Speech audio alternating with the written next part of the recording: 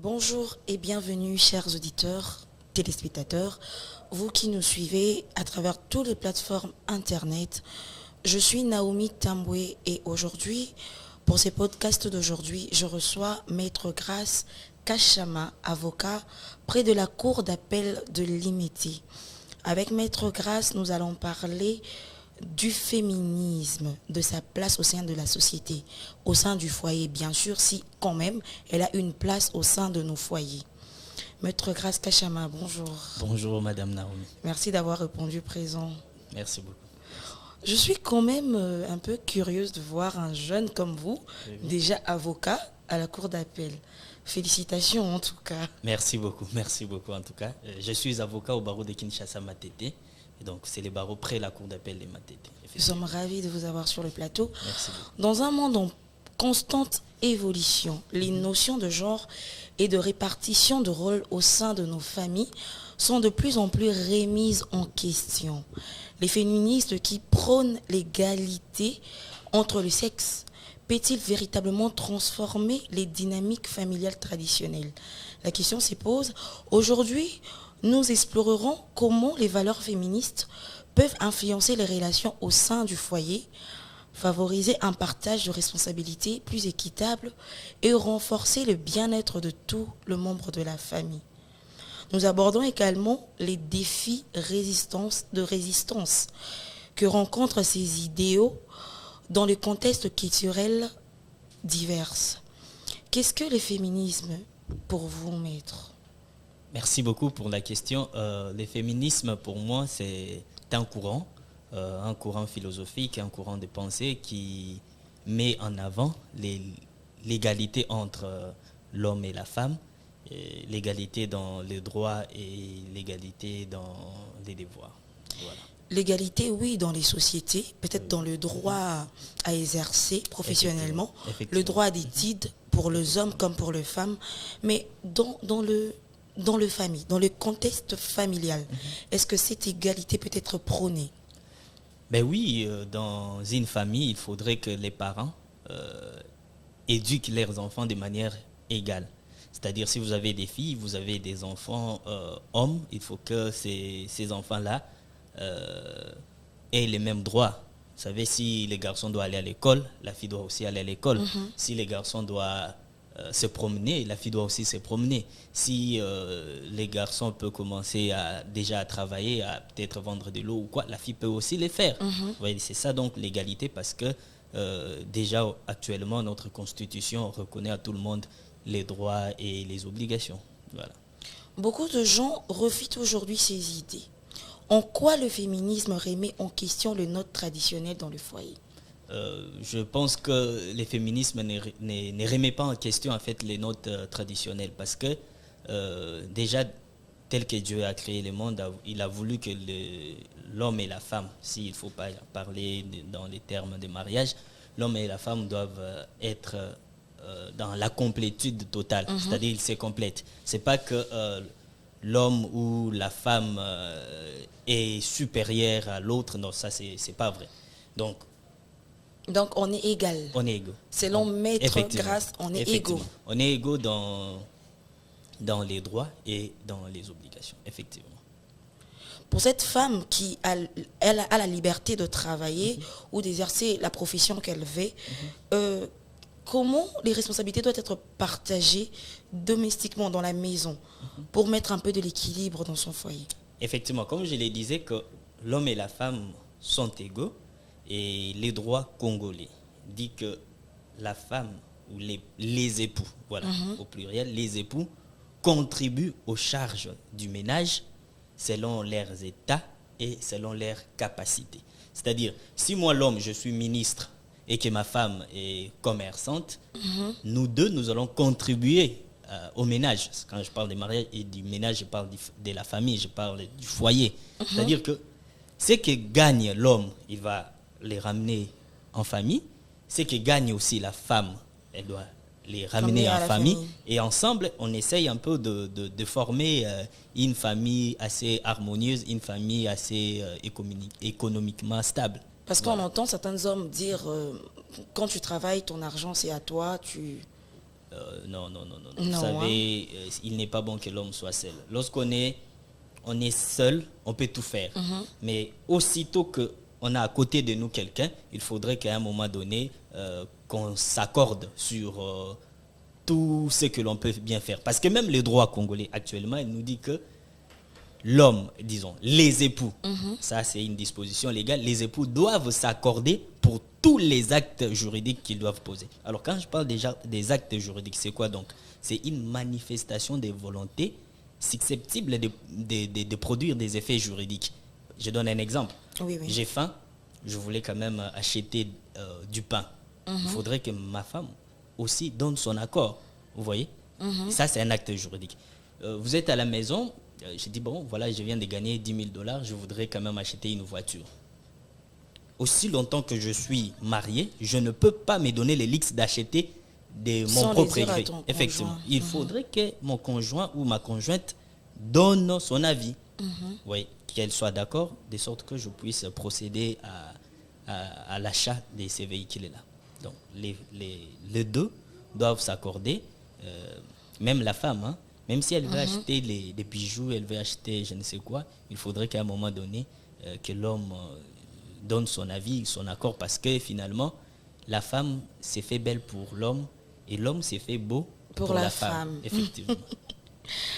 Puisqu'on parle du féminisme, c'est-à-dire les droits sont égaux maintenant, est-ce que le féminisme peut jouer un rôle pour prévenir les violences sexuelles, les violences conjugales?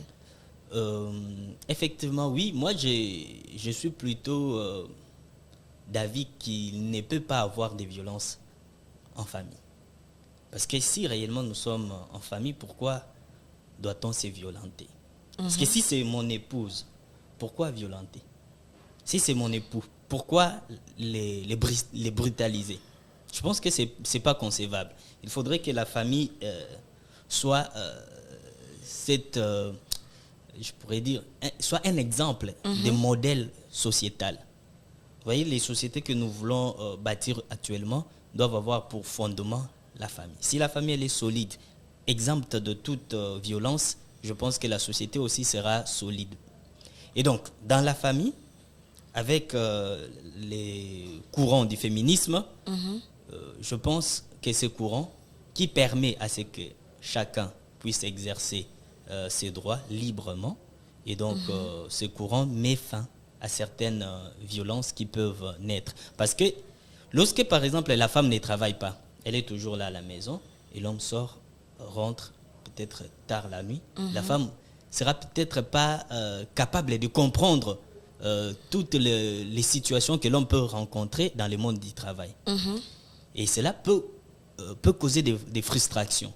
Et si l'homme ne travaille pas, mais c'est la femme qui travaille, l'homme ne comprendra pas non plus les situations donc, dans lesquelles deux personnes qui travaillent arrivent à se comprendre parce qu'ils sont dans le milieu professionnel. Effectivement, parce qu'ils sont dans le milieu professionnel. Parce que le milieu professionnel est un peu compliqué. Vous savez, il y a des jours où on se sent un peu dégagé, on est un peu libre, on peut vite rentrer à la maison, mais il y a des jours où on peut rester jusqu'à 23 heures. Oui.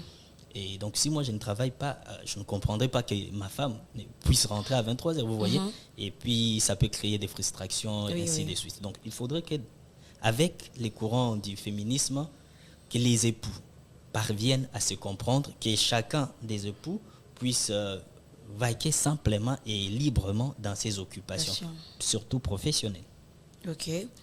D'ailleurs, ça tombe bien parce qu'on est avec vous, vous êtes jeunes. Nos pères, nos grands-pères n'ont pas compris les choses comme nous ou n'ont pas eu à vivre dans cette époque. Et aujourd'hui, en tant que jeune, comment percevez-vous le féminisme au sein de la vie de famille? Oui, ce que je dois dire, peut-être je dois partir de ma famille ou des autres familles que j'observe effectivement. Alors, si je dois partir de ma famille, je dirais ceci, que dans ma famille, les féminismes existaient déjà. Pourquoi? Parce que, j'ai dit, simplement, je suis né dans une famille musicienne. Mon papa est un musicien, ma mère était danseuse, et donc vous comprendrez que chacun avait son activité et chacun se rendait effectivement dans son milieu professionnel. Et donc, le féminisme existait déjà. Que la femme a droit au travail, elle a accepté d'être danseuse et donc elle l'a fait. Les maris acceptaient d'être musiciens, il l'a fait. Vous voyez? Donc, moi, je suis plutôt de ces points de vue. Et pour moi, cette famille a été pour moi un exemple. Et je voudrais qu'un jour, si jamais je devenais père époux, de famille, donc j'essaierai comme mon père, c'est lui qui de accepte mettre en pratique certaines choses, oui. C'est lui qui accepte que sa femme aille au travail, que sa femme se batte pour le bien-être des enfants. D'accord. Quel obstacle les femmes rencontrent-elles lorsqu'elles essayent de faire valoriser le féminisme dans le foyer? Les obstacles sont, je peux dire, à deux niveaux. D'abord, intrinsèquement, la femme elle-même. Ensuite, c'est ce que les autres pensent. Le problème n'a jamais été la reconnaissance des droits. Le problème, c'est l'exercice de ces droits-là. Parce que ces droits sont déjà reconnus. Effectivement, mais ils sont déjà reconnus. Donc, il faut comprendre, est-ce que la femme elle-même est capable d'exercer ce droit? Est-ce qu'elle se connaît elle-même? Est-ce que, vous savez, vous êtes journaliste. Et donc, votre époux doit comprendre que, oui, ma femme est journaliste. Elle doit exercer, effectivement. Et même si vous avez des émissions nocturnes, il doit comprendre cela. Parce que vous pouvez peut-être inviter un politicien qui ne peut être disponible qu'à 23 heures. Nuit, oui. Vous voyez? Et donc, si la femme accepte de faire plutôt tel domaine, elle doit plutôt accepter toutes les conséquences. C'est-à-dire s'il faut travailler la nuit, elle est fait. Et l'homme qui sera maintenant à côté de cette femme-là doit être aussi du genre à comprendre la femme dans ses ambitions, puisque l'essentiel n'est pas toujours d'avoir des ambitions, mais également d'être à côté des gens qui croient à nos ambitions et qui nous aident à les réaliser. Puisque si vous avez un homme qui ne croit pas en vous, vous pensez vraiment que vous allez réaliser toutes les ambitions que vous avez? Parce que vous vous dites, bon, moi je voudrais être peut-être un grand journaliste. Je vais être président. Aujourd'hui, j'ai vu, il y a une corporation des journalistes, on vient d'élire un président. Et donc, si jamais vous voulez être président de cette corporation-là, votre mari doit être les premiers à pouvoir croire en vous. Mais s'il ne croit pas en vous, pensez-vous vraiment que vous allez vous épanouir socio-professionnellement? Ça sera assez pas difficile. Du tout. Et donc, il faut que nos jeunes filles, nous les jeunes, surtout les jeunes filles, acceptent dans leur vie des jeunes garçons qui croient aussi en leur vision. Parce que ce n'est pas seulement à la fille de croire en la vision de l'homme ou du jeune garçon, mais c'est aussi à l'homme de croire aussi à la vision de la jeune femme. fille. Effectivement, Exactement. parce qu'aujourd'hui, les femmes, déjà nous aurons une première ministre. Donc, oui. Je pense aussi qu'un jour, ma femme, si jamais j'en aurai une, peut-être première ministre. Oui, vous voyez? Donc, c'est très important. Et moi, je crois à la femme, parce que la femme, c'est une force. La femme, c'est celle qui sait gérer et celle qui sait accompagner. Et celle qui sait harmoniser, organiser. Et c'est la gestionnaire parfaite. La femme, c'est une force. En tout cas, je retiens ça. Puisque nous sommes avec vous, je voudrais vraiment qu'on pense sur les sujets. Aujourd'hui, il y a l'entrepreneuriat. Certaines femmes ont l'impression que l'entrepreneuriat est venu juste pour leur mettre de côté. C'est-à-dire ne pas exercer d'autres métiers, rester dans l'entrepreneuriat parce que quand tu entreprends, tu as plus de liberté ou de temps pour gérer aussi ta famille. Est-ce que c'est vraiment bien pensé? Je pense que entreprendre, c'est un terme aussi polysémique, puisque tout le monde donne une définition à l'entrepreneuriat selon ses propres pensées. Il y a quelqu'un, il y a un coach que je connais, j'ai tais les noms, qui dit entreprendre veut dire entrer et prendre. Donc vous entrez quelque part, vous prenez ce qui vous appartient. Et donc nous sommes venus au monde, nous sommes entrés dans ce monde pour prendre ce qui nous revient. Mais est-ce que ce qui revient aux femmes, c'est simplement de vendre les vêtements? Faire la vente en ligne. Effectivement, vous l'avez compris. Est-ce que c'est la seule chose qui revient aux femmes? Je dirais non. Parce qu'aujourd'hui, je parle simplement de notre pays. Nous avions eu Janine Mabunda comme présidente de l'Assemblée nationale. Aujourd'hui, nous avons une première ministre. Nous avons des ministres femmes. Vous voyez? Et donc, entreprendre, ce n'est pas seulement dans la vente, mais on peut entreprendre aussi en créant des grandes entreprises. Alors. Exactement. Et des entreprises minières, des entreprises de construction, des entreprises, je ne sais même pas, sur des questions... Dans tout le domaine qu'on veut, en tout cas. Dans tous les domaines, en tout cas. On peut entreprendre aussi en étant juriste, en étant peut-être avocat aussi. Vous voyez? Et simplement, il faudrait que lorsque la femme entreprend, elle doit comprendre aussi qu'il n'est pas bon que l'homme soit seul. Ok. Vous entreprenez, mais vous prenez aussi soin de votre mari. Parce que la femme, elle est multitâche. Elle peut faire beaucoup de choses au même moment, ce qui n'est pas souvent le propre de l'homme. Exactement. Alors, la bonne femme, la femme que nous voulons pour notre génération, c'est celle qui sait mettre en symbiose sa vie professionnelle et sa vie familiale, ou comme vous voulez bien le dire, sa vie privée. C'est pas beaucoup de poids. Non, c'est pas beaucoup de poids. Parce que l'homme, il travaille, il rapporte à manger. Mais maintenant, là, c'est comme si la femme avait beaucoup de charges sur elle. Elle s'occupe de l'éducation des enfants, elle s'occupe, en fait, pas vraiment du ménage, parce qu'aujourd'hui, il y a les aides ménagères, mais quand même, elle supervise le ménage, elle a son travail, elle doit s'occuper de son homme. C'est pas beaucoup de charges pour une femme. Je pense ça peut pas la déstabiliser. Non, pas du tout. Parce que l'homme aussi, bien qu'en étant travailleur, doit aimer sa femme. Mais c'est ça. Vous parlez de sentiments. Mais moi, je parle ici des responsabilités physiques. L'homme de choses qu'elle doit faire quotidiennement, à part son travail intellectuel, qui la demande aussi parfois des efforts physiques. Merci beaucoup. Je rentre peut-être en droit pour vous dire que les droits qui nous donnent tous les droits possibles, la loi plutôt qui nous donne tous les droits possibles, dit à l'homme qu'il est le chef du ménage. Ok. Et donc l'homme a la responsabilité dans son foyer.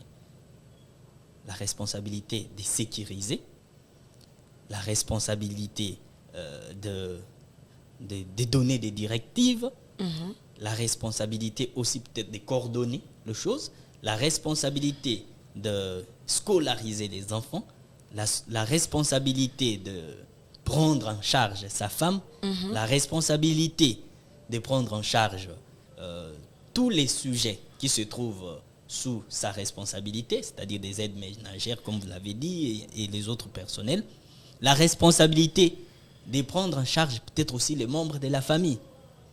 Et on comprendra que finalement, ce qui compte dans la vie, c'est peut-être deux choses. C'est l'amour et l'engagement.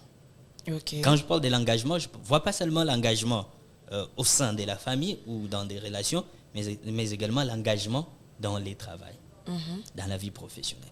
Et lorsqu'on s'engage pour sa vie professionnelle, il faut s'engager avec tout son cœur, avec tout son amour, avec tout son être. Et lorsqu'on s'engage aussi dans l'amour, il faut aimer avec tout son cœur, il faut aimer avec toute son âme, il faut aimer avec toute sa pensée. Mais et c'est grâce seulement à un amour. la symbiose.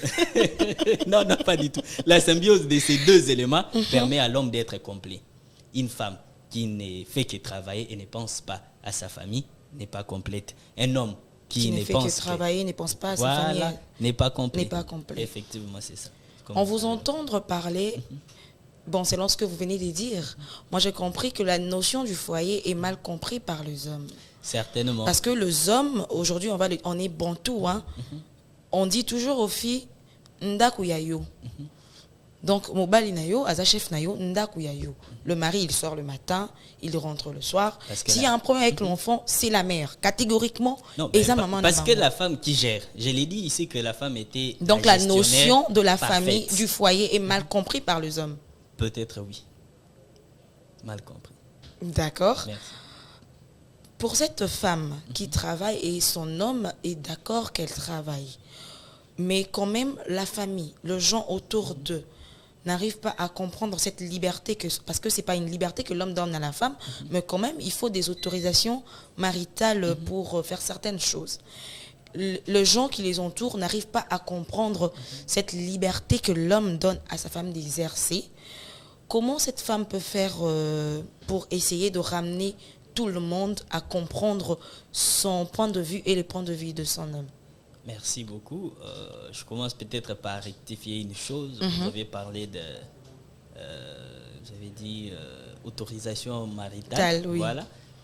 Il faut savoir que depuis 2016, cette pratique de choses n'est plus commode. La loi a déjà... merci de nous informer en tout cas. Merci beaucoup. La loi a déjà retiré, a été modifiée. Donc, chère femme, vous n'avez pas besoin d'autorisation pour travailler. Effectivement. Allez travailler. Mais c'est votre droit. Tout en s'accordant avec son homme.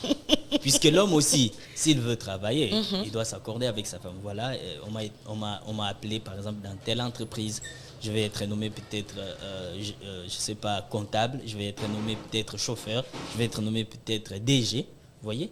Et la femme aussi, aussitôt qu'elle est informée pour une quelconque profession, elle doit informer à son mari. Non, voilà, j'ai été contacté par, je sais pas, RFI, et je vais devenir journaliste là-bas.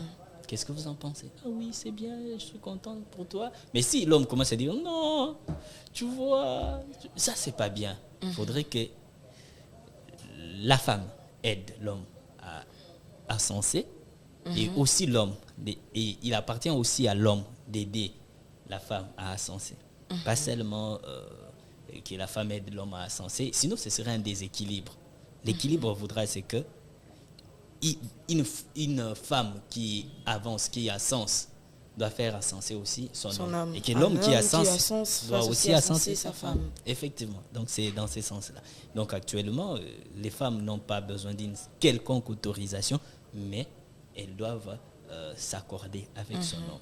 Effectivement. Parce que l'homme aussi peut voir les mal de loin, tout comme la femme peut dire non, ces chemins-là plutôt ne convient pas. Je pense que vous ferez mieux de voir ailleurs. Ça peut arriver. Ça peut arriver. Et donc, la femme ne doit pas se limiter sur certains, comme on dit, les schémas mentaux de notre société. Des gens qui pensent que non, la femme ne doit pas travailler, la femme doit rester à la maison pour pondre les enfants. Non, pas du tout. Parce que la femme doit s'accomplir.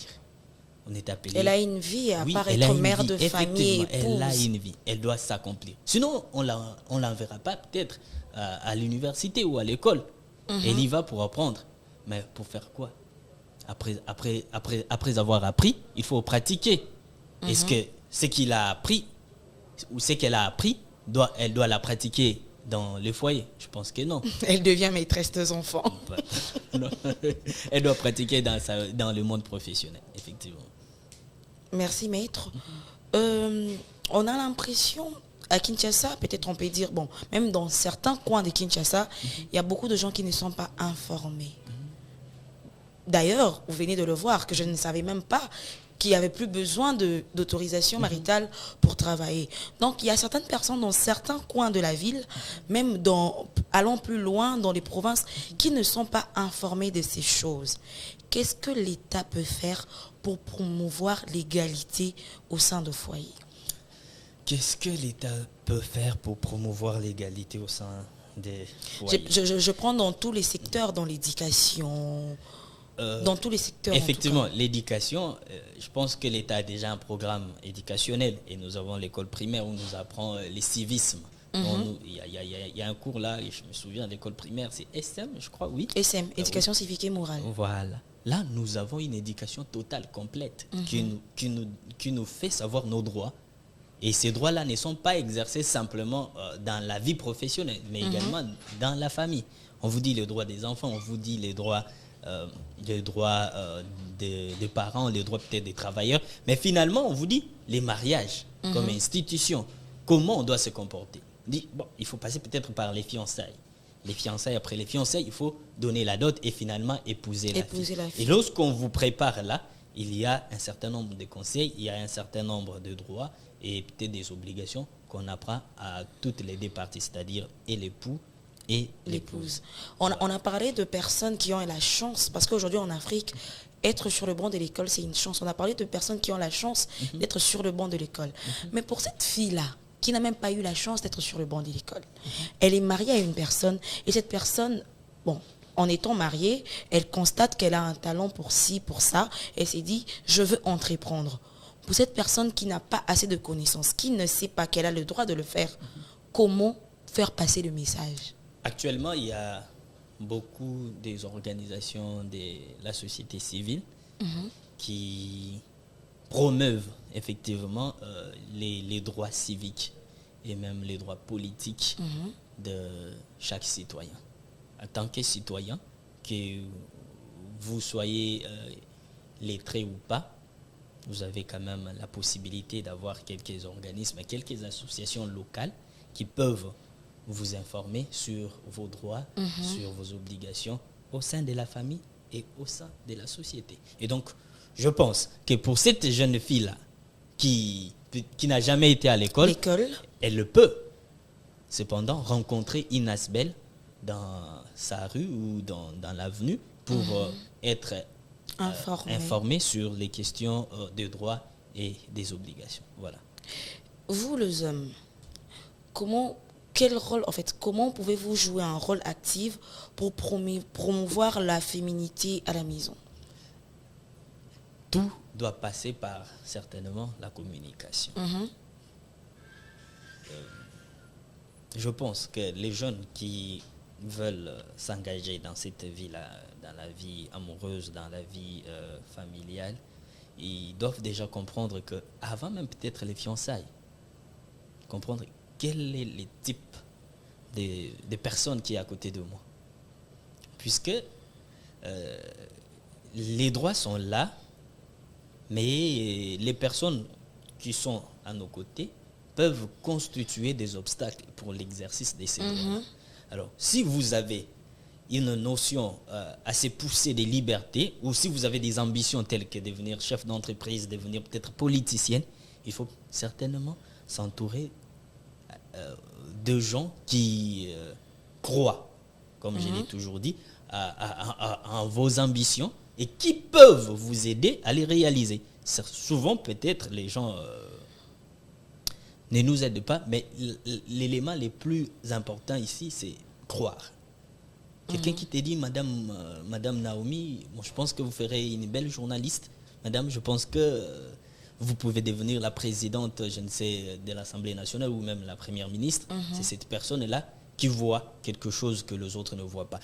Peut-être ceux qui te disent non, tu es bon, n'a rien, et je pense qu'il faut rester en famille. Ils sont peut-être nombreux. Tu es belle à être mariée. Oui, effectivement, ils sont nombreux. Mais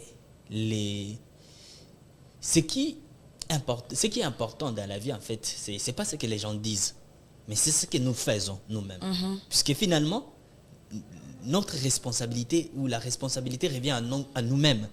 Moi, femme, moi, homme. Qu'est-ce que je fais de ma vie? Qu'est-ce que je veux dans ma vie? Qu'est-ce que je veux être? Qu'est-ce que je veux devenir? Est-ce que les mariages, c'est l'Eldorado pour moi? Ou faut-il encore mieux que ça? Mais oui, parce qu'il y a des filles qui ne rêvent que des mariages. Oui. Donc si elles vivent que pour le mariage. Voilà, si elle ne veut que ça, la vie doit lui donner seulement cela. Il y a Sarkozy qui dit qu'il faut rêver grand. Parce que déjà, la vie elle-même, c'est, comme il le disait, je dois peut-être paraphraser, il dit il faut rêver tellement grand que, parce que la vie c'est tape les leaks de réduire nos ambitions. Exactement. Les gens seront toujours là pour réduire vos ambitions, rêver grand. Puisque si vous rêvez peut-être vous rêvez devenir peut-être président de la République, et les gens vous diront peut-être, vous n'allez pas les revenir, ainsi de tout. Mais vous pouvez devenir un ministre, vous avez le droit de rêver. Vous pouvez devenir, je ne sais pas, député ou même bourgmestre. Il faut quand même rêver grand. Que vous soyez femme ou que vous soyez homme, rêvez grand. Et la vie, je crois que la loi de la sélection naturelle va faire en sorte que vous arriviez là où vous voulez. Voilà. Comment le média et la culture populaire influencent-ils la perception du féminisme dans le foyer? Bon, aujourd'hui, on l'a dit déjà, même chez nous en droit, dans des études même du droit, on nous dit que il n'y a plus que 3 pouvoirs au niveau de l'État. Parce que le plus souvent, on vous parle des pouvoirs législatifs, pouvoirs exécutifs, pouvoirs judiciaires. Mais aujourd'hui, les médias deviennent un 4e pouvoir. Exactement. En tant que pouvoir, vous avez un rôle important. Comme ce qu'on fait aujourd'hui. Donc, il suffit que les citoyens aient un téléphone et peut-être assez de mégas pour nous suivre. Et s'informer sur ces notions, sur cette notion de féminisme. Donc, vous avez déjà, vous jouez déjà votre rôle. Il appartient simplement à celui qui vous écoute ou à celui qui vous suit ou qui vous lit de peut-être de mettre en pratique. Puisque, je l'ai dit, le problème, ce n'est pas les droits. Le problème, ce n'est pas peut-être la consécration des droits. Le problème aussi, ce n'est pas simplement la vulgarisation des droits, mais également le problème, c'est l'exercice de ces droits-là. Et l'exercice n'appartient pas à autrui. L'exercice appartient à soi. Donc, moi, j'ai des droits. Mais est-ce que je suis capable de travailler? Puisque s'il faut travailler, il faut être compétent. Oui. S'il faut me marier, il faut être mature. S'il faut, je ne sais pas, devenir président de la République, il faut me préparer. C'est-à-dire passer d'abord avoir la caution pour déposer ma candidature et battre campagne, finalement peut-être espérer être élu. Donc tout ça, c'est une préparation. Et donc tout dépend du sujet et non de l'autrui. Puisqu'on risque de dire que ce qui n'a gagné vie n'a gâté, c'est parce que Bandekouana Baboya qui n'a qu'une des classes. On a vu beaucoup de gens qui ont gagné la vie sans aller à l'école. À l'école, oui. Ouais. Qui ont fait des études après avoir gagné la vie. Voilà, vous avez tout compris.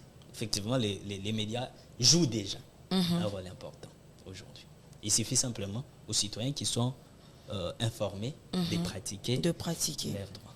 Voilà. Chaque génération porte en elle sa vision. Quelles leçons les générations précédentes peuvent transmettre sur l'égalité de sexe dans le foyer? Quelle leçon? Wow. Je prendrais peut-être la Deuxième République, parce que c'est Mobutu finalement qui a reconnu notamment aux femmes le droit d'être élues et le droit d'élire. Et partant de cette expérience, je dirais que déjà nos aïeux nous ont légué une belle expérience. Ils ont reconnu ces droits-là. Il appartient à nous maintenant de l'exercer, de les pratiquer. Et je pense aussi que le président de la République, M. Félix Antoine Tshisekedi, a raison lorsqu'il prône plutôt la masculinité positive. Et aujourd'hui, il y a des lois sur la parité. Il appartient finalement aux femmes de s'élever, pas pour crier nos droits, non, mais pour exercer finalement. Et qui dit exercer, il faut accepter la confrontation. Vous voyez, l'égalité, oui. Je pense que personnellement, je dois peut-être me positionner aussi. L'égalité, on ne l'aime pas souvent. Oui. L'égalité, on ne l'aime pas souvent. Oui. Parce qu'après même, les chrétiens disent que c'est diabolique. Voilà. L'égalité, on ne l'aime pas souvent. La réalité, c'est dans la bataille.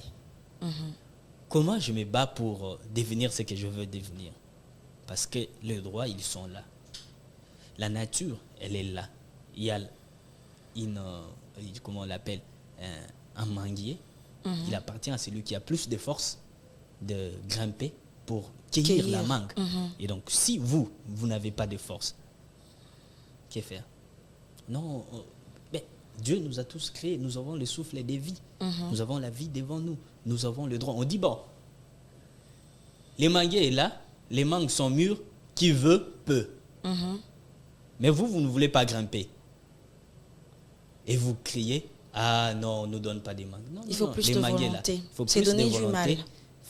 Voilà, effectivement, c'est donner du mal pour cueillir la mangue. Les droits sont là, il faut l'exercer pour s'épanouir. Essayons d'être équitable. On a parlé d'égalité, on a vraiment parlé des hommes et comment ils peuvent faire pour aider les femmes. Pour toutes ces femmes qui sont vraiment arrivées à faire valoir leurs droits, qui travaillent dans les milieux professionnels, on a l'impression, c'est pas seulement une impression, mais ce sont aussi des choses qu'on a entendues.